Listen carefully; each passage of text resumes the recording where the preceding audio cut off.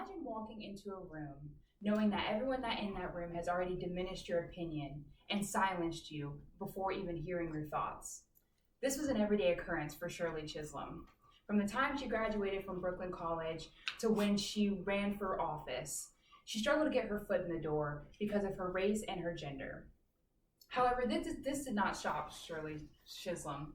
She was a pioneer and a political visionary. She broke through walls, rewrote narratives, and dared to speak even when told to be silent. She's best known for the quote, "If they don't give you a seat at the table, bring a folding chair." And that is what she did to become the first Black woman ever elected to Congress. Now, this would not be Chisholm's last first. She was a woman of first, in fact. In 1986, it was the first Black woman elected to Congress, and in 1972, she took that a step further by becoming the first Black woman to seek Democratic nomination for presidential election. Now, it was 1972, so she knew she wasn't going to win the election, and later in 1973 admitted that she only ran because somebody had to do it first.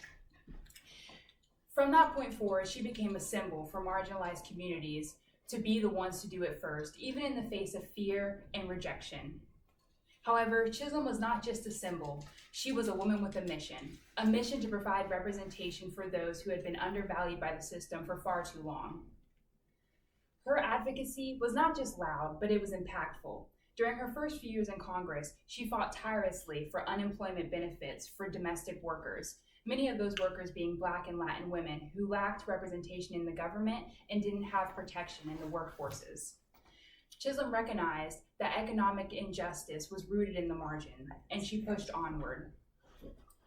Her most significant legislative effort was the Comprehensive Child Development Act of 1971, co-sponsored by Walter Maldorn.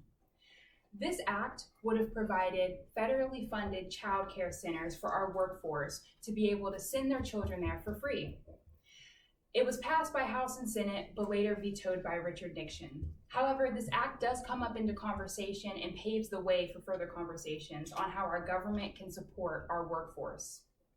Chisholm didn't stop there at the face of rejection. She pushed forward and in 1972 helped found the Special Supplemental Nutrition Program for Women, Infants, and Children, also known as WIC, which today provides for millions of women and children who are below the poverty line and wouldn't be able to afford the food and health care otherwise.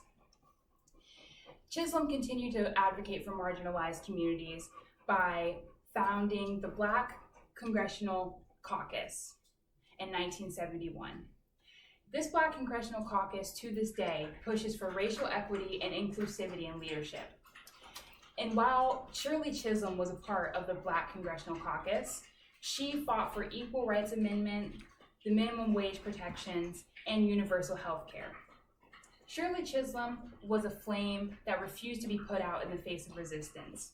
She spoke out and she paved the way for future conversations. She showed us that change is not just about confidence, it's about having the courage to speak even when your voice is shaking. Today, as we continue to fight for equity, justice, and representation, let her story remind us that you don't always have to be invited to make the change. Sometimes it's about having the courage to show up and bringing your own chair when necessary.